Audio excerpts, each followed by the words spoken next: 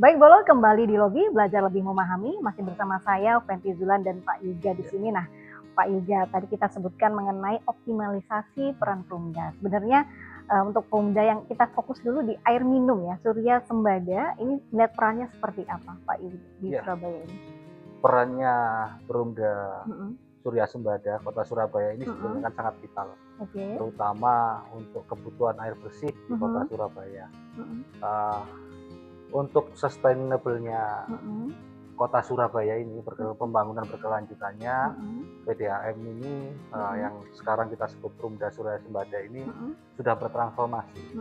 Secara mereka lebih menonjolkan ke pelayanannya ke masyarakat, pemenuhan kebutuhan masyarakat, terutama pemenuhan sekitar 600.000 pelanggan. Sekarang sudah hampir 100% warga Kota Surabaya sudah terpenuhi pelayanan air bersihnya. Ada sekitar 600.000 dan mereka berupaya meningkatkan pelayanan ini dengan bertransformasi mengikuti perkembangan zaman nih Mbak. Jadi transformasi secara digital, makanya sekarang ada pelayanan mereka yang lebih transform secara digital, ada sistem namanya CIS, Central Intelligence System itu dari PDAM. Itu warga mengeluhkan keluh kesah dan apa-apa itu bisa langsung online. Jadi online langsung dipantau, langsung dikerjakan hari itu juga. Real time. Jadi seperti itu. Sudah terjalin gimana? Yang sudah terlaksana apa? Seperti apa? Misalnya keluar jadi apa seperti ini? Gini, apa namanya? Ini mati airnya gitu. Jadi kebanyakan itu masalah tekanan. Tekanan air ya. Airnya kecil karena memang untuk kebutuhan pelanggan di Surabaya semuanya insya Allah sudah tercakup. Tetapi permasalahan tekanan ini masih berusaha ditanggulangi. Karena nggak bisa nyuci. Iya betul. Kadang-kadang memang ada di jam-jam tertentu tekanannya lemah. Kita ambil contoh di Surabaya Utara, di daerah. Ini karena pengaruh dibagi air karena atau distribusinya? Karena penggunaannya yang bersamaan. Jadi biasanya di jam-jam tertentu Mbak, jadi pagi sama sore ya jam 6, jam 7 itu air mengecil di daerah utara. Bukan karena airnya tidak mencukupi, tapi karena tekanan. Semua barengan akhirnya. Nah itu bagaimana Perumda Surya Sembada untuk mengatasi hal itu? Makanya sekarang dibangun IPAM Karangpilang 4, IPAM baru untuk mengatasi tekanan ini. Yang insya Allah di tahun 2026 ini sudah selesai. Artinya kapanpun dipakai bersamaan, tidak mengurangi debit air. Tidak mengurangi debit, karena memang di Surabaya ini yang untuk menyalurkan tekanan itu memang utamanya itu ada dua, IPAM Karangpilang sama IPAM Ngagel. Nah, makanya ini karena jauh dari utara semua, yang sering komplain utara sama agak timur sekali, daerah Gunung Anyar ke sana. Jadi memang itu makanya IPAM Karangpilang 4 ini sebagai penguatan tadi untuk tekanan tadi bisa terdistribusi dengan baik. Dan itu sudah dibangun dari tahun kemarin, yang insya Allah bulan April ini itu sudah selesai. Agar 2026 ini semuanya 600.000 pelanggan itu sudah tidak ada lagi permasalahan tekanan. Sekarang kalau masalah ini Pak, ketersediaan air pada saat musim kemarau itu seperti apa? Itu aman. Jadi karena gini, apa namanya, embung kita, pusat air kita itu kan memang terbagi, ada beberapa, ada yang dari luar kota, yang terutama yang dari saluran lama sekali dari Belanda itu kan dari daerah Malang dan sekitarnya untuk dipasok. Tapi kita juga punya sumber air sendiri ya, tadi di Karangpilang itu sangat bagus. Jadi ada kalau pemanfaatan air hujan nggak nih Pak? Kalau pemanfaatan air hujan kan otomatis, karena kan embung itu kan sifatnya juga menampung air hujan gitu kan. Nah jadi itu sangat mencukupi untuk warga Kota Surabaya. PR-nya bukan di ketersediaan airnya, tapi PR-nya adalah di tekanan air. Jadi seperti itu. Jadi berarti secara teknikalnya ya, secara teknikalnya itu. Jadi untuk ketersediaannya saya kira sangat mumpuni, tapi ya tadi untuk tekanan air ini yang jadi masih menjadi prioritas utama dari Perumda Surya Sembada. Ini tadi kita sempat ngobrol juga dengan Pak Airi mengenai banjir ya Pak. Tadi ada sedikit informasi bahwa kalau banjir ini perlu ada kolam-kolam untuk menampung tadi ya. Nah, apakah ini juga bisa jadi gagasan misalnya nih ketersediaan air jadi tambahan untuk pada saat musim kemarau mungkin? Jadi ketersediaan air memang kita harus membedakan, mendiferensiasi antara air air yang harus siap pakai Oke. sama air yang hanya untuk ditampung ini kan karena ya mungkin bisa menjadi salah satu instalasi IPAM apa ya, IPAM lokal aja, bukan IPAM untuk warga kota Surabaya. Jadi nanti pemanfaatannya lebih ke lokal aja, localize. Karena sifatnya untuk air bersih, kita ngomong Surya Sembada ini, ya standarnya kan ada, termasuk pH-nya, termasuk inilah investasi untuk membuat air itu berstandar tinggi yang sesuai dengan tidak kecil juga. Nah, karena ketersediaan embung ini yang kalau saya lihat menurut Perumda Surya Sembada ini masih cukup 15 tahun ke depan masih tidak ada masalah. Ya mungkin ini cuma salah satu opsi gitu ya. Ya karena memang pengolahannya harus ada treatment yang masih panjang gitu. Jadi nggak gampang untuk mendapatkan air, apalagi takutnya nggak sesuai dengan standar. Betul. Nah, kemudian untuk langkah strategis apa aja Pak yang dilakukan? Perumda, ya jadi langkah-langkah strategis Perumda yang saya tekankan malah di Perumda Surya Sembada ini waktu saya main ke kantor Perumda Surya Sembada di sampingnya SMA 4, itu saya juga kaget ternyata mereka ini sudah teknologinya tanda kutip sudah tinggi. Saya juga kagum, saya apresiasi sama teman-teman PDAM. Di sana ada kayak kalau di perang itu ada command center gitu ya. Jadi command center salah satu ruangan agak besar command center itu isinya data akurat real time. Kalau apabila ada tekanan air yang di bawah normal itu langsung bunyi. Jadi warga nggak usah khawatir, sebetulnya PDAM sudah mikir itu. Jadi waktu dan itu real time. Dan waktu saya lihat di sana hijau, ternyata waktu itu jam berapa ya? Siang. Nah, itu utara itu ada masalah merah terus bunyi gitu.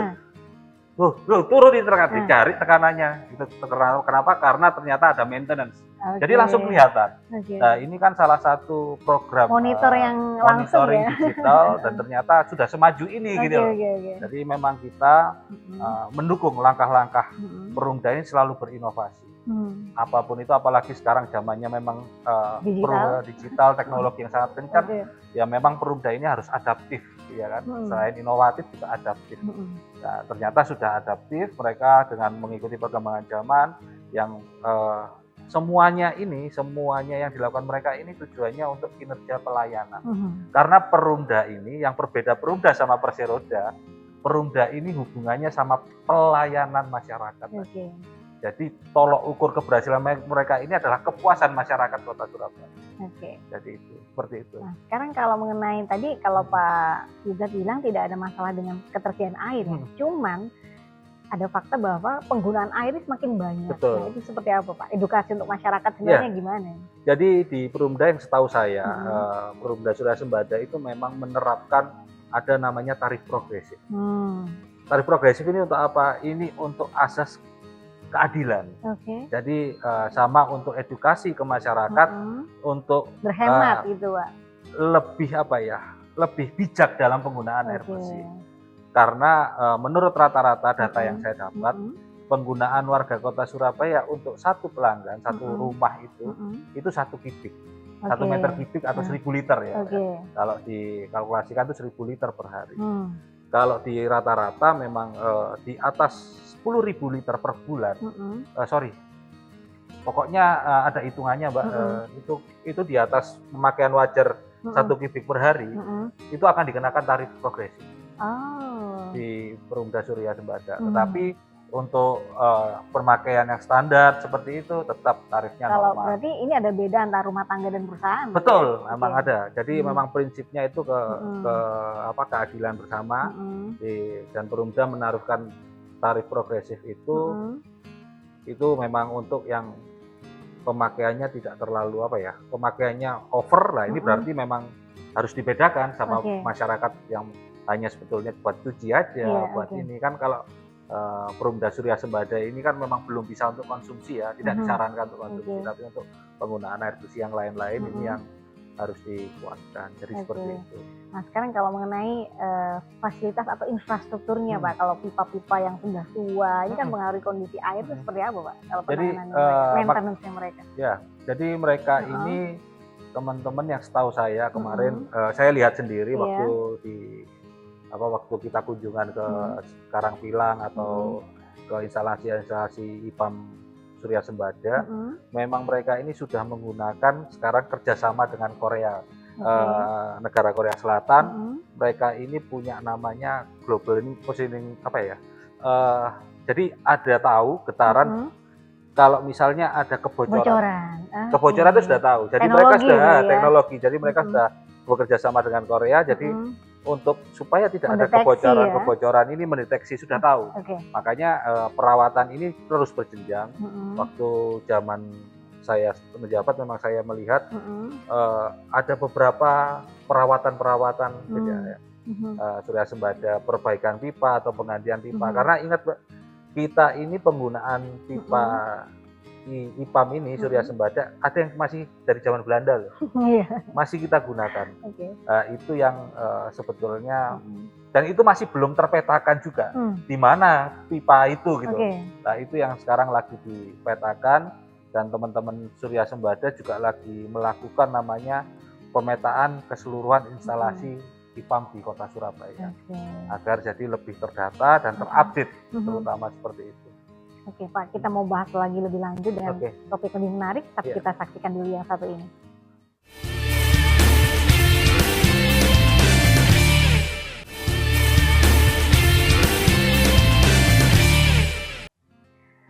Baik pemirsa, kembali dalam lobi bersama saya Fenty Zulan dan Pak Yuga di sini. Pak Yuga, kita tadi temanya tentang optimalisasi peran Perumda ya.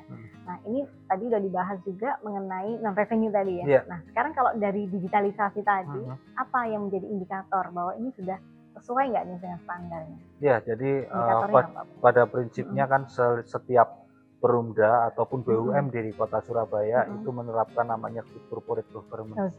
Ya, jadi mereka sudah mempunyai asas-asas itu dan itu yang harus selalu kita sebagai dewan itu mengawasi kinerja mereka. Indikatornya apa? Ya indikatornya GCG tadi. Makanya saya selalu bilang di banyak-banyak kesempatan. Kalau memang ini perkembangannya bagus ya kita apresiasi, tetapi kalau memang ada kekurangan kita kritisi, kita evaluasi. Ya tadi kalau menurut saya memang Surya Sembada PR utamanya itu sekarang adalah tekanan air, terutama di daerah Surabaya Utara. Jadi itu yang harus benar-benar dikejar. Bagaimana nanti Insya Allah 2026 ini harus sudah tekanan air ini nggak bermasalah. Jadi nggak harus nunggu nandon air atau jadi memang semuanya harus sudah teratasi. Jadi seperti itu.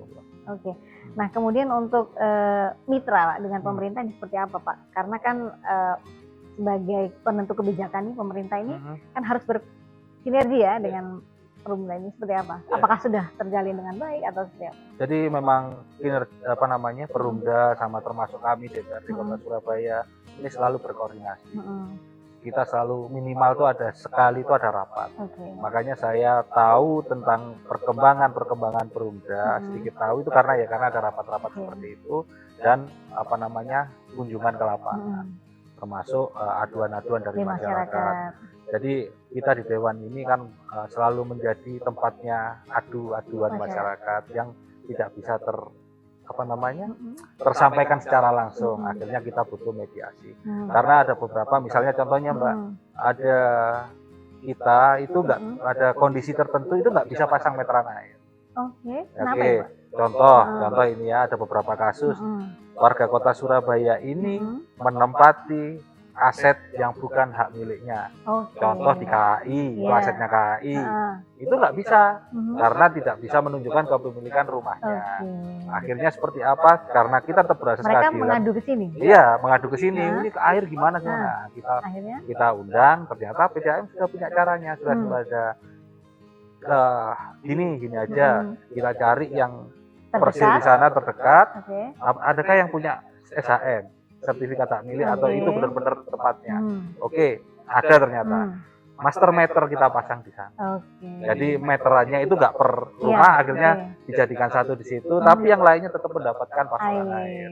Karena ya apapun ceritanya kita tidak melihat masalah asetnya, tapi ini kan masalah keberadilan dan ya tadi air amanat undang-undang ini, air itu juga haknya orang tua warga. Jadi mereka juga harus mendapatkan itu. Ya itu tadi kita Surya Sembada mampu untuk mewujudkan itu dengan memberikan langkah-langkah solusi yang baik. Jadi fokus pada solusi ya. Fokus sama solusi sama pelayanannya seperti itu. Kemudian kalau selain dari faktor debit air, apa ada nggak Pak kendala lain yang mungkin sering muncul pada saat mereka mengadu ke sini? Iya, salah satunya keruh. Air keruh. Kualitas air. Kualitas air. Itu pada saat musim hujan kan? Atau ada beberapa momen yang memang ternyata kok pada bulan-bulan ini atau seperti apa? Jadi ada dua sebetulnya, ada musim tapi juga ada yang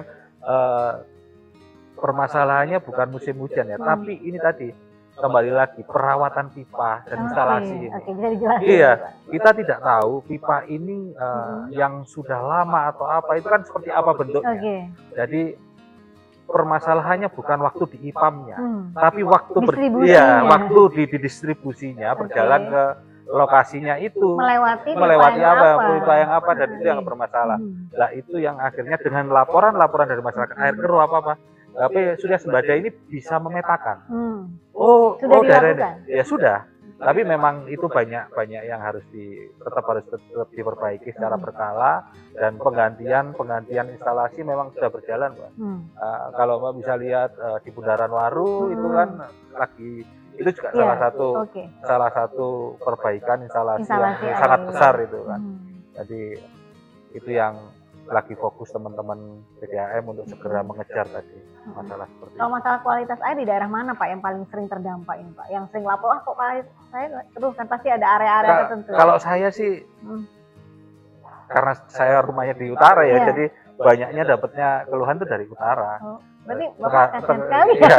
Tekanan terdampak ini Pak. Tekanan air, kadang-kadang kualitas air keruh. Karena ya mungkin ya tadi kita nggak menyalahkan apa, tapi kita saling sinergi ya sama Surya Sembada. Kita harus bukan mencari kesalahan tapi solusinya piye, penting itu kan. Nah itu solusinya. Nah, kita memberitahukan itu di lokasi ini biar teman-teman Surya Sembada bisa memetakan juga instalasi ulangnya. Tapi kalau yang kualitas itu nggak selamanya selalu keruh kan Pak?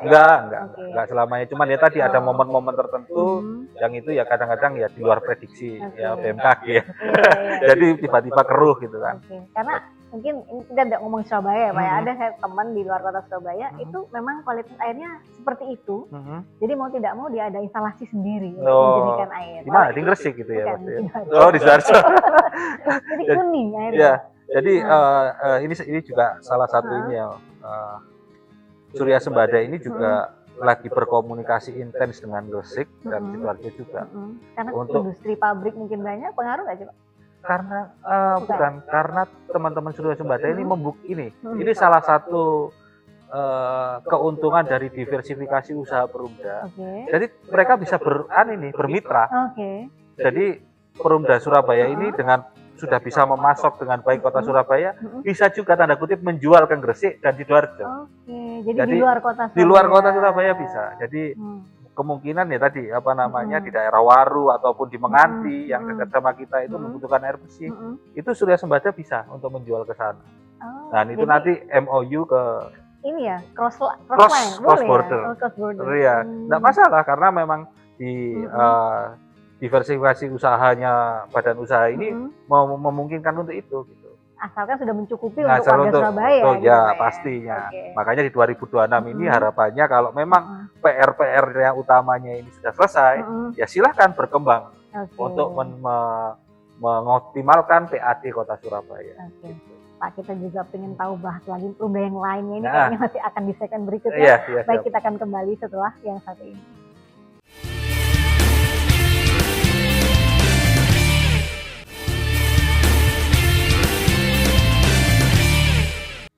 Baik, Bolo, kembali di lobi belajar lebih memahami, masih bersama saya Fenty Zulan dan Bapak Yuga di sini. Nah, Pak Yuga, tadi kita sudah ngomongin tentang air ya. Sekarang ini untuk Perumda yang lain ya Pak ya, ada namanya KBS. Nah, kira-kira saat ini seperti apa kondisinya? Apakah ada permasalahan atau seperti apa, Pak Yuga?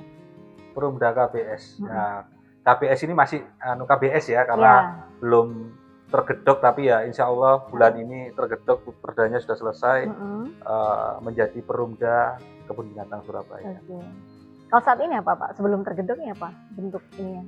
KBS, PDTS. Oh, PDTS. Iya, PDTS. Jadi perusahaan daerah Taman Satwa Kebun Binatang Surabaya.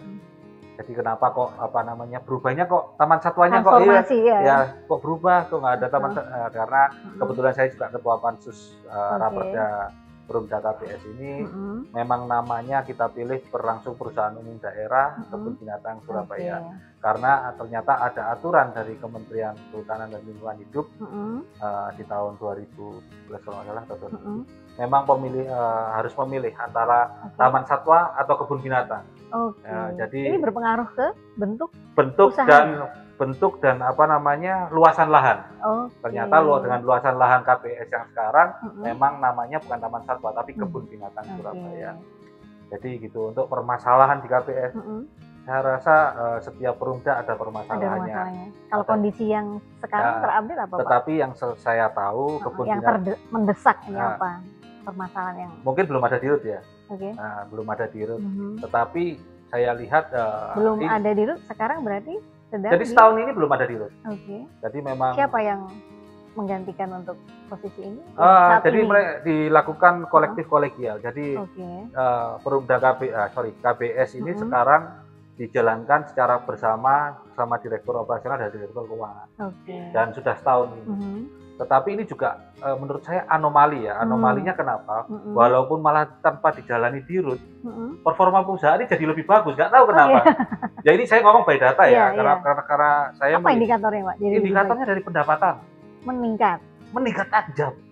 Luar berapa biasa. Persen Pak? Kalau di persentase? Ini belum diaudit ya, belum teraudit. Tapi kalau saya lihat laporannya mungkin sekitar dari tahun 2024, 2025, 2026. Pokoknya peningkatannya sekitar berapa Pak? Di atas 500%. Di atas 500%. Apa yang terjadi? Apa yang mereka lakukan? Nah, jadi ini makanya ini saya rasa kayak anomali, tapi kenyataannya seperti itu. Dan emang belum teraudit ya. Nanti kita tunggu audit KAP secara resmi. Tetapi setelah saya lihat memang salah satu yang luar biasa adalah penambahan wahana-wahana yang di luar baru. Jadi wahana non konservasi ya. Jadi kerjasama mereka sama pihak-pihak ketiga untuk memberikan wahana-wahana baru, hiburan baru buat masyarakat. Saya rasa luar biasa tadi ya. Di luar lagi nggak tahu lagi kalau masalah efisiensi anggaran atau lain-lain yang belum saya baca keseluruhan. Tapi saya langsung melihat data soal pendapatan KBS sama periode 2004-2025 sama 2025-2026 ini bedanya luar biasa gitu. Dan saya anggap ini sebuah prestasi walaupun ini anomali juga yang banyak disebutkan. Wah, ini nggak ada dirut akhirnya jadi ini kan keputusan teknis taktis apa nggak jalan apa loh, ini kok nggak ada dirut kok malah luar biasa gitu kan. Dan saya sering kunjungan sendiri ke KBS, memang karena saya pecinta hewan. Jadi saya tahu perbedaannya sangat mencolok sekarang KBS.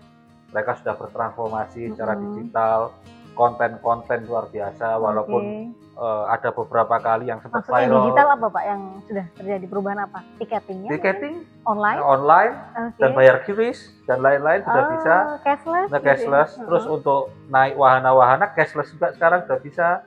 Nggak perlu lagi kita pakai uang cash dan lain-lain jadi bisa langsung QRIS. Ini. Kayaknya itu deh salah satunya. Ya, jadi memang 2024-2025 dengan yang saya lihat performa keuangannya kok kurang baik itu waktu itu memang saya sarankan semua salah satu paling mudah untuk memantau keuangan adalah mengurangi perputaran uang cash di lapangan. Ya, jadi kita tidak tidak bersudon dengan SDMS teman-teman KBS, tapi ada lebih baiknya untuk mengurangi perputaran uang cash di lapangannya akan meminimalisir untuk kebocoran-kebocoran keuangan tadi. Dan itu mungkin sudah dilakukan dan mereka sudah melakukan event-event yang luar biasa. Tahun kemarin mungkin Mbak Fenty nggak ke sana ya? Ada Belum, itu belum. selama seminggu penuh itu mereka membuat event Darderdor namanya. Artisnya juga nggak main-main, yang datang ada Niken Salindri, kalau saya rasa itu ya luar biasa ya, sekelas KBS bisa ngundang Niken Salindri. Jadi apa namanya, ini yang salah satu pengelolaan saya anggap berhasil. Ya mungkin ada kekurangan kayak kemarin viral masalah gajah dinaikin atau apa, itu kan masalah teknis ya. Memang terkadang ada beberapa hal yang nggak diketahui masyarakat tapi kelihatannya viral dan lain-lain. Karena kalau gajah itu Mbak, kalau nggak dilatih sejak dini, penanganannya waktu besar susah. Betul. Jadi karena sekarang, karena saya kebetulan juga dari PSI, jadi agak mempelajari tentang aturan-aturan konservasi, karena menteri kami dari Kementerian Kehutanan ya, jadi agak belajar, tidak boleh ada penggunaan ganjo kepada gajah. Jadi sekarang nggak ada sistem tutuk kayak di Thailand itu. Oh gitu. Jadi dulu kan kalau mengendalikan gajah ada kayak sabit, kayak paku itu terus dipukulkan kepalanya kan, kiri kanan. Itu sudah nggak boleh. Dan itu sudah boleh dilakukan. Nah, gimana cara untuk mengendalikan gajah? Karena gajah ini mempunyai sifat hewan liar juga. Itu adalah pembiasaan sejak dini, termasuk dinaikin sama marbotnya ya, apa namanya itu, untuk kipernya itu. Pengenalan sejak ini supaya mereka nanti lebih mudah diarahkan pawangnya. Jadi penyebutan pawang juga nggak boleh sekarang. Nggak boleh sekarang. Jadi yang boleh? Iya, jadi kiper. Jadi memang sekarang ini apa ya? Kita Perumda ini, KBS ini kan memang salah satu lembaga konservasi. Tantangannya mereka ini konservasi juga, wisata juga, edukasi juga. Jadi memang, dan ini nggak boleh dibenturkan loh. Jadi memang harus diselaraskan. Memenuhi tiga aspek tersebut. Nah itu tadi yang harus benar-benar dikuatkan sama teman-teman KBS. Terus kemarin sempat ada viral lagi masalah sangkar yang nggak boleh ditempati, sekarang isinya cuma boneka dan lain-lain. Wah ini kok nggak ada kingkongnya, nggak ada ini. Nah ini yang harus diketahui masyarakat juga, bahwa ini kesempatan ya untuk menjelaskan. Ini menjelaskan. Ini sedikit membantu teman-teman KBS ini. Dan saya juga kebetulan tahu historinya. Sangkar itu cagar budaya. Ya, sangkar itu yang sistemnya kerangkeng itu sudah dari zaman Belanda, dan itu sekarang posisinya adalah cagar budaya.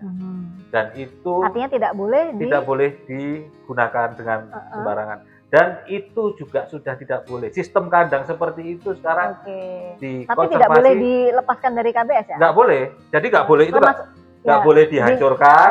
Jadi nggak boleh juga dipakai. Nah akhirnya bingung kan?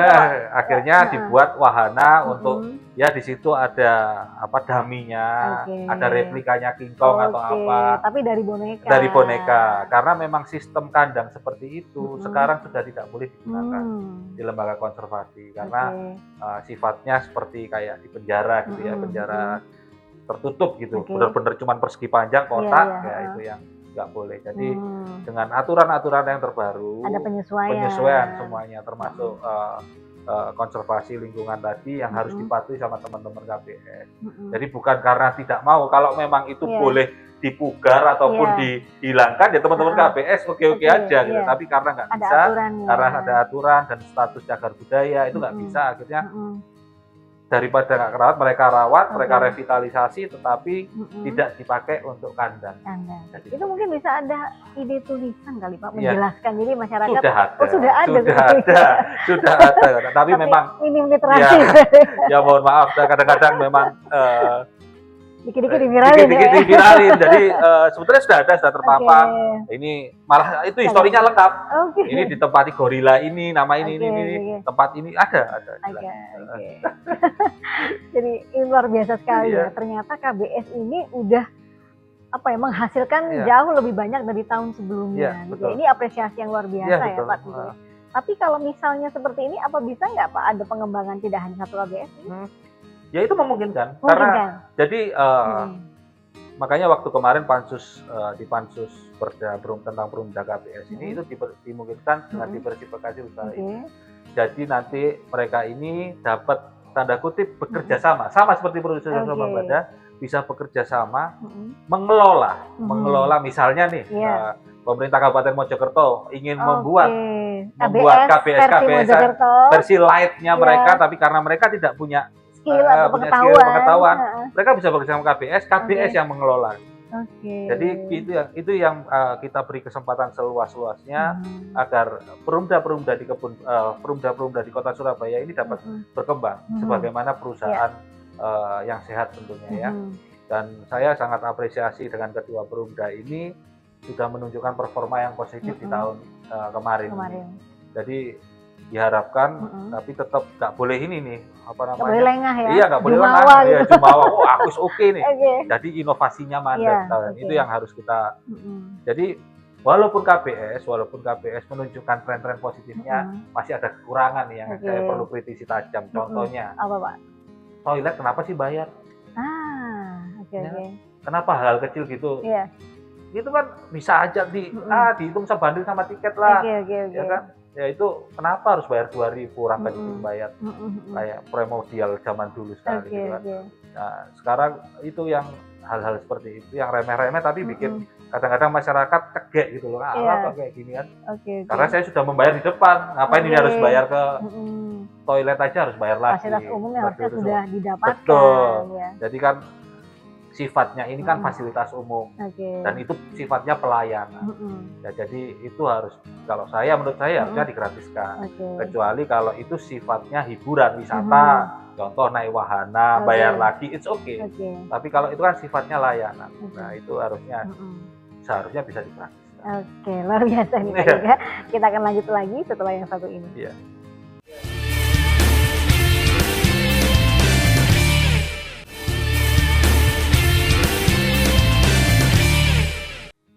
Terima kasih Bolo, kembali dalam lobi belajar lebih memahami. Masih bersama saya Fenty Zulan dan Pak Yoga. Nah Pak Yoga, tadi kita udah bahas KBS, air bersih. Nah sekarang kita pengen yang lain ya, membahas pasar ya.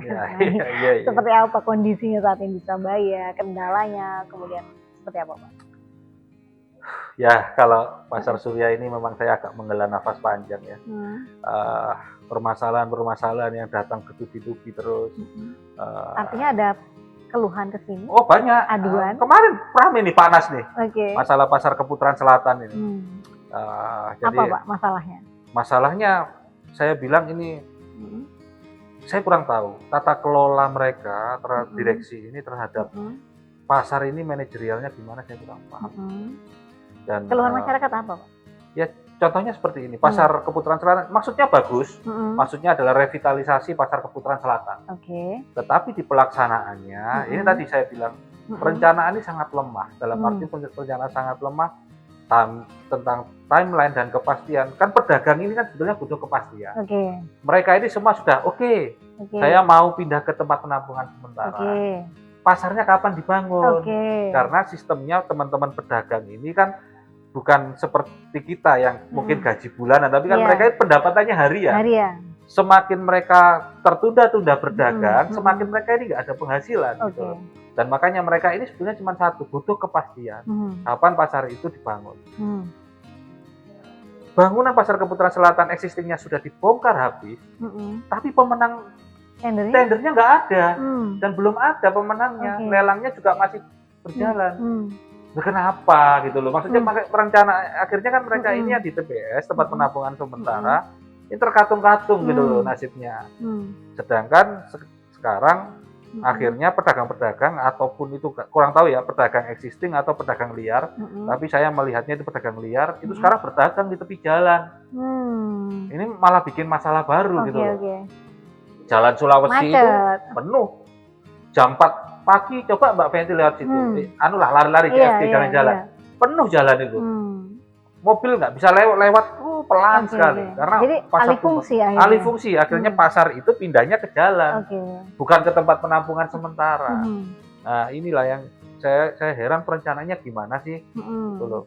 Kenapa lelang ini harus dilakukan berulang-ulang atau apa?